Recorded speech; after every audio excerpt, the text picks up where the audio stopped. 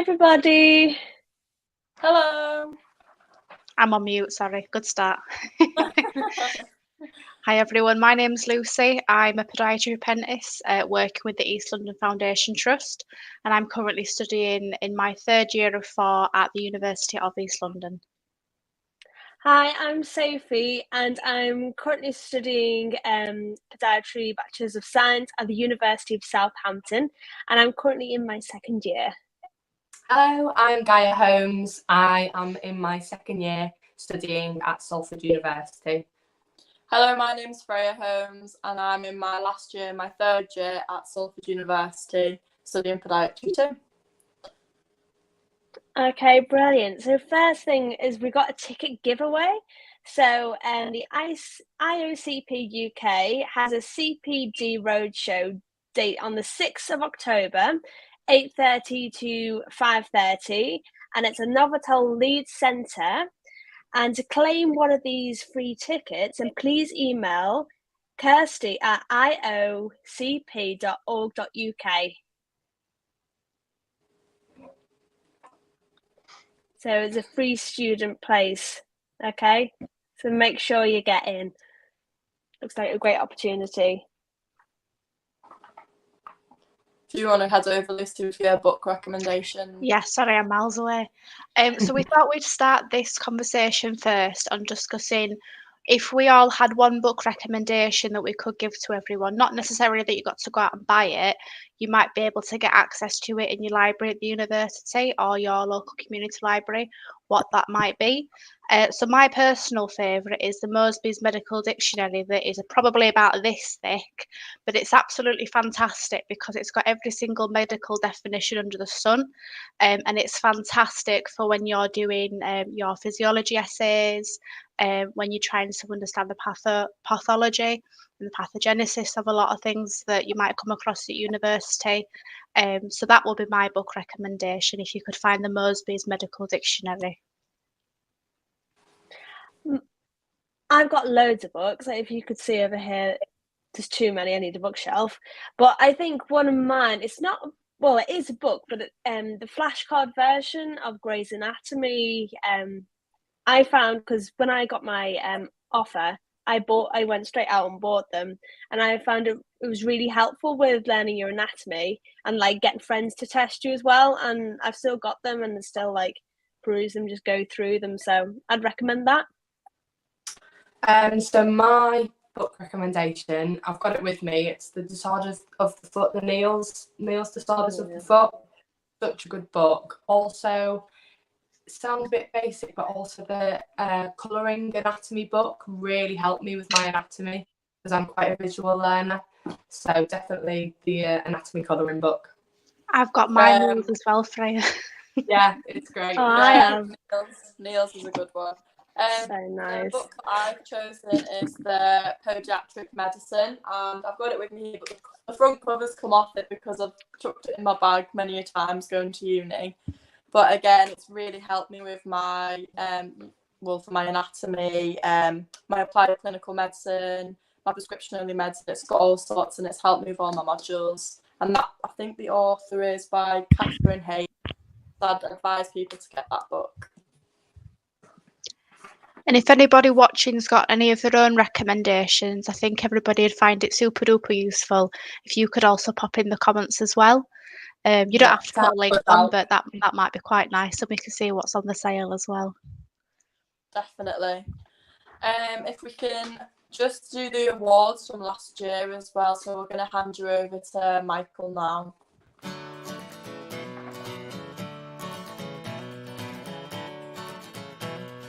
Michael's there.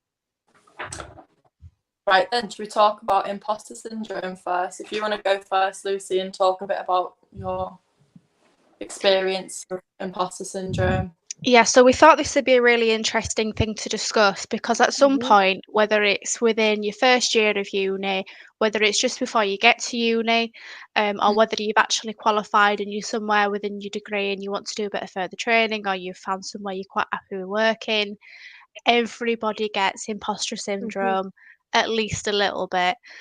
Sometimes you feel quite out of your depth. Sometimes you think, is this for me? Is this what I want to do? But also you're surrounded by some fantastic colleagues and students and friends who appear like they might be doing miles ahead of yourself and doing so much better, but actually you're all doing really well. And just to show you that we also sometimes feel like that and it's normal. So when I first started my year, I'd already completed a degree which was nothing to do with clinical at all. And I thought, you know what, that one definitely wasn't for me. I completely felt like an imposter in that scenario. But even coming into a clinical field, within that first few weeks, I felt like I'd been thrown in the deep end again. It was all quite self-inflicted. It was absolutely fantastic and I really enjoyed every single minute of it. But, you know, sometimes your grades don't go quite to plan. I had to resit my first anatomy test and I felt like a massive imposter there because everybody smashed that and that was my weakest area.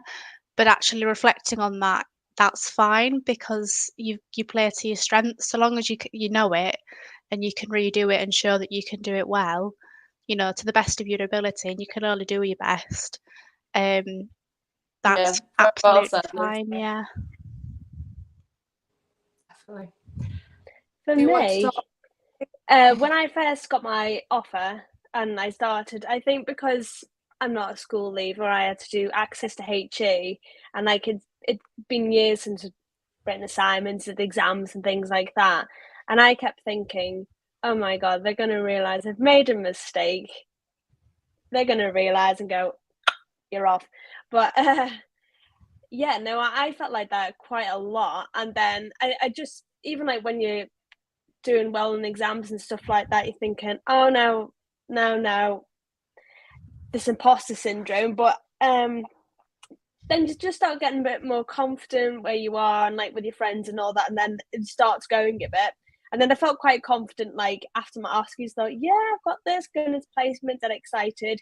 First I was like, yeah. And then, you know, when they're saying all these forms, this is where all the dressings are, and you've got to do this, and it was like, oh my God, I don't belong, like proper imposter syndrome. But then I think when you get comfortable with that environment again, it starts to go. But I was going to say that there was a, what would you call it, like a review done by Chen 2020. I found this before, and they said about 30% of medical and healthcare students actually suffer from imposter syndrome.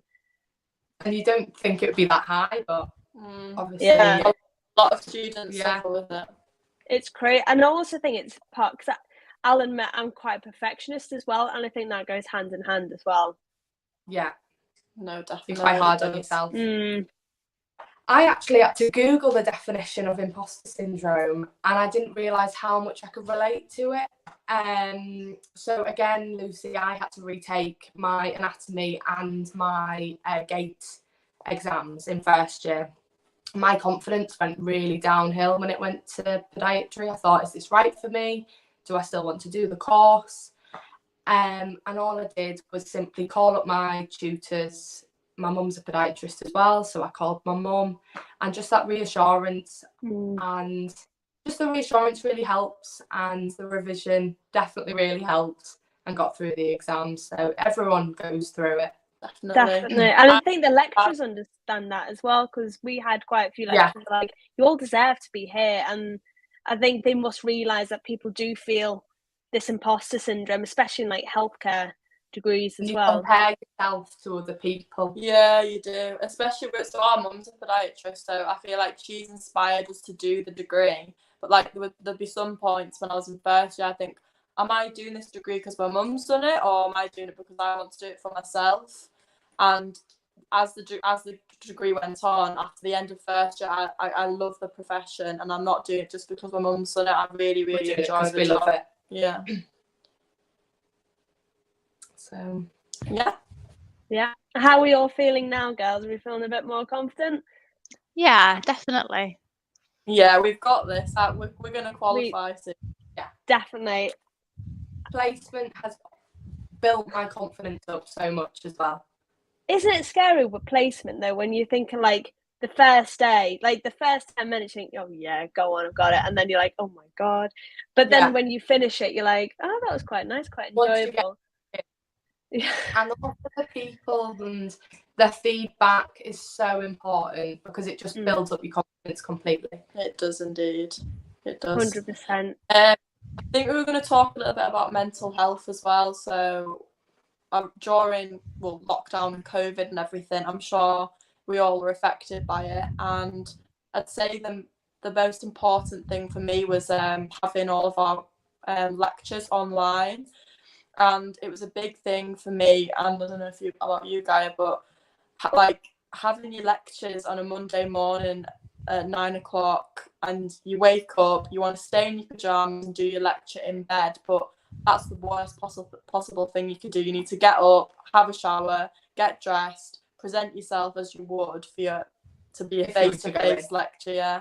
So I definitely advise students who are still, because our lectures are still online, some of them, I'd definitely advise students to just present themselves as they would as go into a face-to-face lecture. I think it's really crucial because you don't sitting in bed doing your lectures and you're not gonna learn anything. You need to be sat at a desk or in the library writing your notes down on the lectures. Also, Ask Us is really, really helpful, and also just your student library. So important just to talk to them, ask questions, and they really help. I think that you're right, that routine is really key. And I think accessing those available what's the word? Places, that's not the right word. What's on to assist. So like things like the library and the cafes, and just being elsewhere if you've not got somewhere within your dorm room or within your house or whatever it is that where your home is.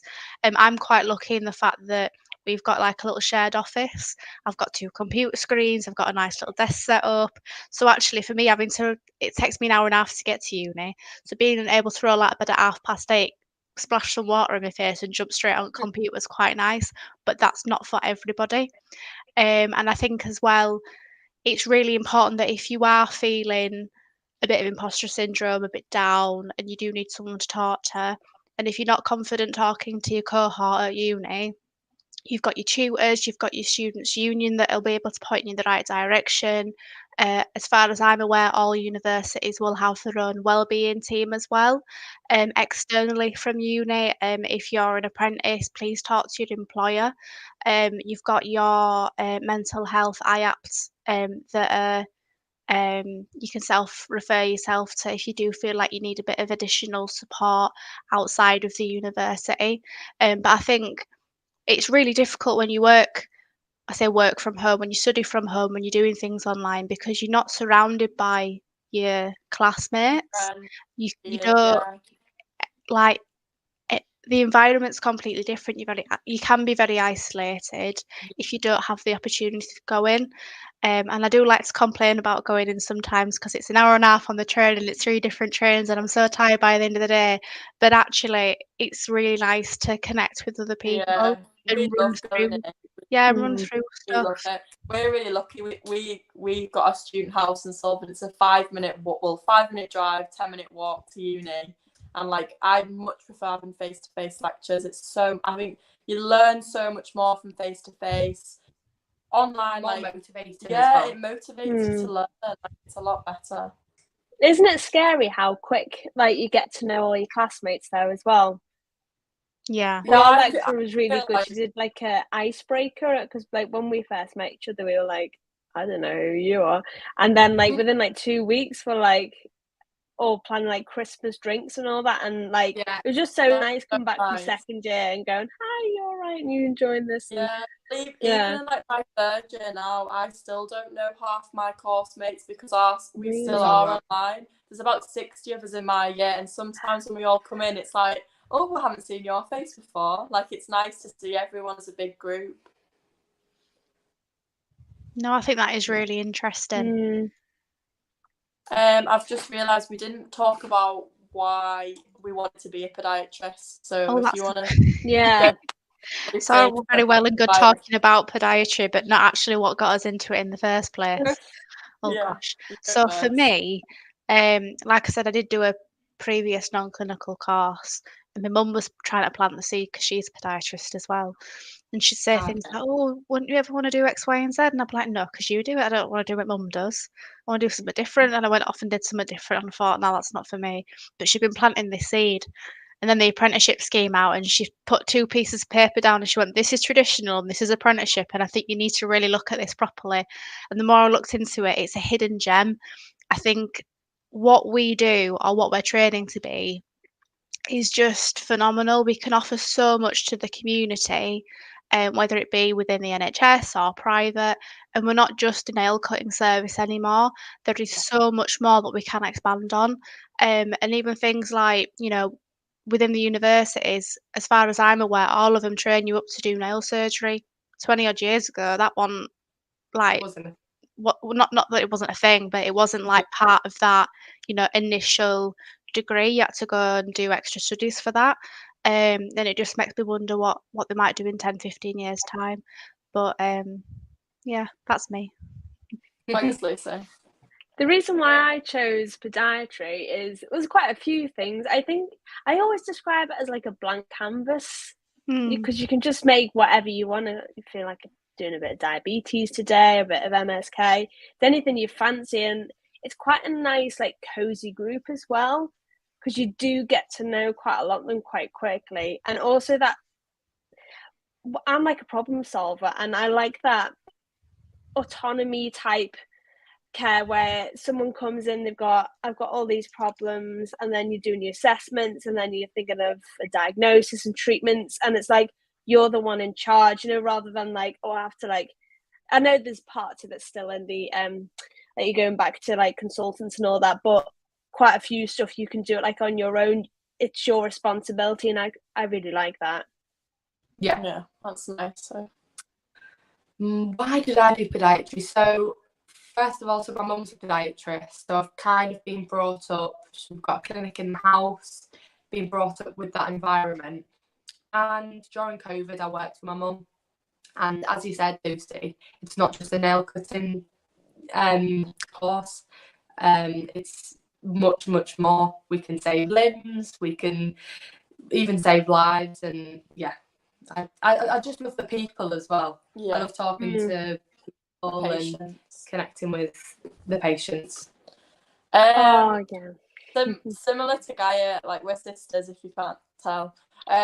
My mum's also a podiatrist, and she's inspired both me and Gaia to do it. And I think she's done it for 30 years and still has a big passion towards her career. It really inspires me that's what I'm going to be like in the next 30 years. But so flexible. On the other side of it is you can work privately, so you can have your own business, private practice, or you can work in the NHS, which I absolutely love.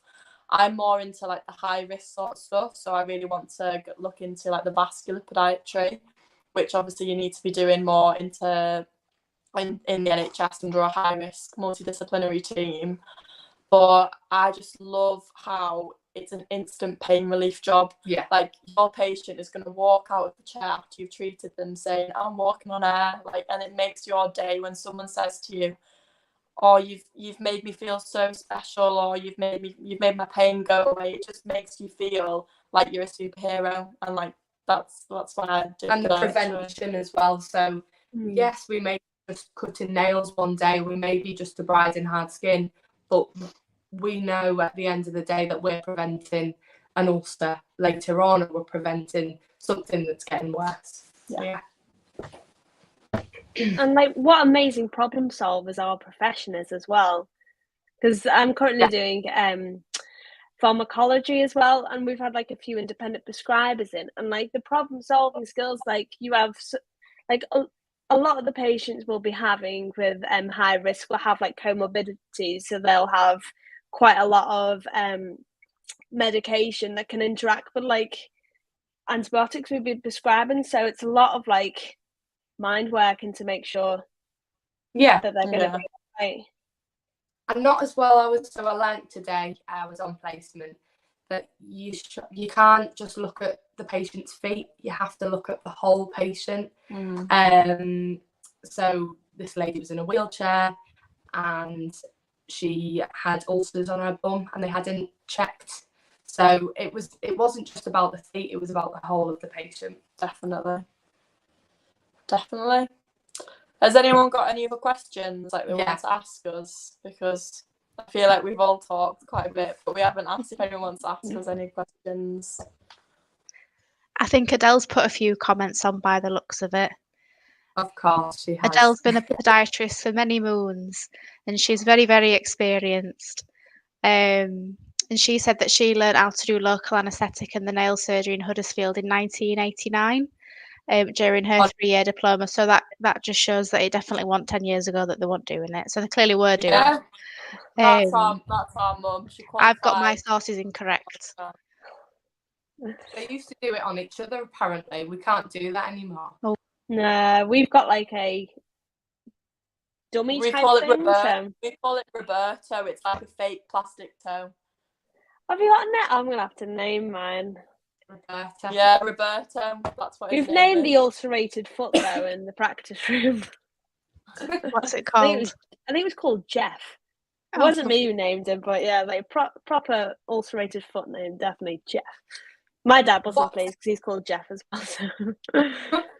What would you say you guys' favourite thing about the course actually is? Not the exams. Yeah, the exams are quite stressful. I like how a lot of it is assignments. I really like that because I really struggle with stress when it comes to exams. But revision, like I definitely advise other students to keep on top of the revision. Start revising. Get loads of flashcards and like find the way you learn as well.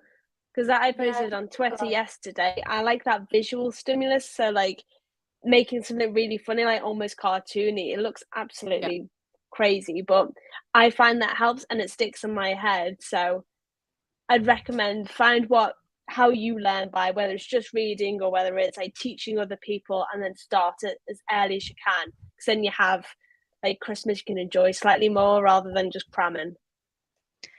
I see that Adele's popped a comment on asking what our coping strategies are for stress. Now, I don't have a coping strategy for stress because I am always stressed. However, I found my coping strategy for not burning myself out.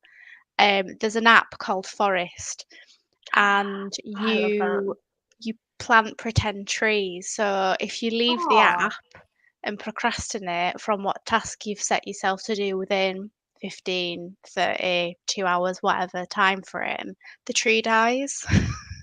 So what I tend to do is I tend to procrastinate a lot and think I've got this task that's really important that I need to do. Therefore, I'm going to clean the house instead. And that's not great for revision and for doing your assignments. So I have to use apps like that to keep myself on track, but not overdoing it, because at some point your brain will fry that much. You can't take anything else in. I think it's really important that you maybe do half an hour to an hour if that's what you do. Take half an hour break and just keep doing it. And if you really can't get your head around something, just leave it and do something else. Because you've always got more than one piece of coursework or revision to do. So just put that hat down and put another hat on and then come back to it. And so long as you're on top of trying to do little bits continuously, it won't add up at the end. Like when I left my anatomy revision, most of it to the end and then failed my exam. So don't do that. The same goes to me. Don't do a Lucy and don't do a Gaia. Yeah, don't do a Lucy. I always find bookending things. So like you do the job and then you go, oh, you're rewarded with doing this. So like I love swimming. Like I really got obsessed with it. I don't know, during the summer holiday, because I like to kayak as well. But I think when you're under the water and it's just so peaceful and all that, it's just like really enjoyable. But now I've got like a little bit of the schedule for it. So I am like a collie. I like to be organised and have lists, and you know what I'm like, girls. And that's what I'll do. I'll go, okay, I'll do this part, and then once it's done, I'll go for a swim. And it's just like, oh yeah, I got that to look forward to. But I am a nerd because I like reading and looking forward to doing work. So I'm an OCD on that. Opposite of you, Sophie. I like to think I set myself a plan, but I always go off the plan and I always end up doing something else. So definitely writing yourself down a plan, but also setting realistic goals, because I set myself goals too high and I just stress myself out and end up making the situation worse. Being in situations of stress, I'd say always get in touch with the lecturer. They're always there to help you, and they're so helpful with anything. Yeah, so, don't be shy, because they're not going to shout at you. They're not going to think you're an idiot for saying, oh, I'm stuck, can you help me? Because they've been a student, they know how it feels. No question is a stupid question at all. No. Really helpful. They almost become like your friends as well, because like at my university we have like a PAT system, so we have our own one, and mine's absolutely lovely. She's absolutely amazing, and like one of the top for like research. You're thinking, gosh, she's so down to earth and really nice. And I had a meeting with her today, and I was like, thank you. They've like been through it and all that, and they can just like really help you. And also like a buddy system as well. I don't know whether you guys have it as well. No, we don't. I think we do. I think because of how our apprenticeship is set up in comparison to the traditional set of students, on my course in my year, where that first cohort, so me included, there's 3 of us, so we're all our own buddies individually together, and that I imagine that the other traditional cohort probably do have something like that.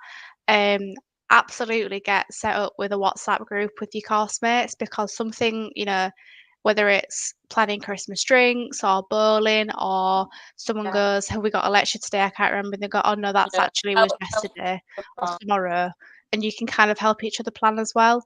And, things like, I don't know if you guys do a little mini CPD, like reflection, like you come to this and you learn something new and then you reflect on it, and we've got something in terms of that in this module today. So I've been copying and pasting links and that onto the group chat, and just, I think you've got to remember that your cohort will become your colleagues, whether that's quite directly or as time goes on, because podiatry is such a gem that it's also quite close knit, because there's not enough of us, there's not so many of us, and I think going out of your way to help your colleagues, even from a student standpoint, everybody remembers, and they'll go, oh well, so and so knew a lot about that, or actually I remember when Sophie was really kind to me that one time and helped me find all the references. Sorry. I wonder what I can do for Sophie.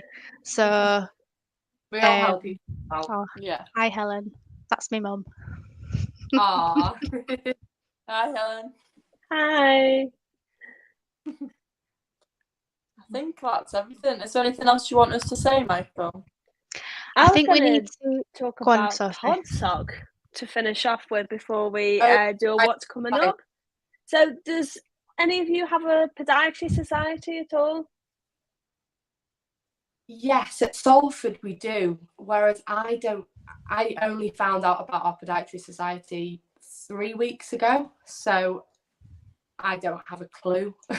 Yeah, we need to look into it. I know that Finn is in charge of our podiatry society, that's all I know. Okay, because I know some unis don't have like, but I don't know whether they're like fully active at the moment, but we have the Pod Soccer Southampton, I'm currently the president of it. But we what we do is we have like Christmas drinks and meetups. We've done a few like charity events. Like a few months ago, we did the marching at Southampton marathon. We ended up getting £250 grant. So we're gonna invest. I don't know what we're gonna do with it yet, but we're gonna invest in it. We have the buddy system, and we've actually got one of our committee members is part of the Teddy Bear Hospital, and it's absolutely so sweet. It's run by students, and it's to teach like children not to be afraid of health professionals. Yeah. So they might be like doing like injections on a teddy bear and go, you see, it's not. It's like, oh, it's brilliant. And what else are we doing? We're actually going to do like fortnightly meetups now, like a wellness type thing where we're either chatting or having a laugh, or maybe like going to London, seeing a play or things like that. So I think it's more of that, like relax from your academic studies, have a bit of fun, have a catch up, things like that. But really encourage everybody to, even if you have one that's inactive, like put yourself forward, be president, whatever, and just like get it going. Because it's really nice, because I've got to know like the third years really well through the pod talk. And hopefully first year's on Friday. I'm meeting them, so yeah. Now we don't have one at my, or we might have one at my uni, but I don't think it's active if we do have one. So I'm gonna. I think you need to march up and become I think president I'm gonna next spur week. some of the other podiatry students to see if we can get something sorted, because they're always trying to organise bowling and meals out and going to events together for podiatry. So I think just having that support from the students' union with like little bits of funding and stuff, I think it'll go a long way. And also we've got the National University Podiatry Society on Facebook as well. So it'd be like everybody that's part of. It was supposed to be part of like each podiatry society, the president would be there. But if you're studying podiatry, Bachelor of Science or apprenticeships, just join it, and then we're going to start doing like online just chats or maybe like a get together or things like that. But if everybody can get like a podiatry society, we could do pod Olympics and do like fastest plantar padding and I don't know. Welly whacking and that'll be good. So this has been absolutely fantastic, guys. Do you want me to say a little bit about what we're going to be doing in the future, and also what Tomorrow's Podiatry has going on over the next few weeks as well? Yes, definitely. Please. And then after that, should we say what we're looking forward to this year? And then there we go. So myself, Sophie, Freya, Gaia, and we've got some very lovely podiatrists who will also be joining us at some point over the next week and a few months. We've got a few different episodes similar to this, but probably bringing a few more specialists on to discuss various bits and bats. The next one that we're doing is going to be more surrounding independent prescribing. So that'll be a really interesting topic, because I know that's quite hot on the podiatry news at the minute. Also, Tomorrow's Podiatry they're going to be replaying 2 of the videos that they've done where Martin Fox and Ivan Bristow have come on to discuss. They've been putting their cases for what more useful. Hang on. Sorry, I can't read this.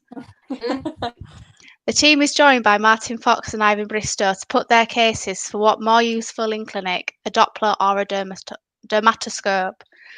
On the 18th of October, they've got Sarah Jane Walls from Glasgow and also Sarah O'Connell from Galway. And they're going to be welcoming everybody to the first in a brand new show, which is called Journal Club. So that sounds fantastic, and they're going to delve further into more research-based topics as well. On the 25th, Nicola, Burt and Claire Freeman are also going to be joining Tomorrow's Podiatry to discuss different aspects of surgery along with their experience and the journey through their podiatry careers.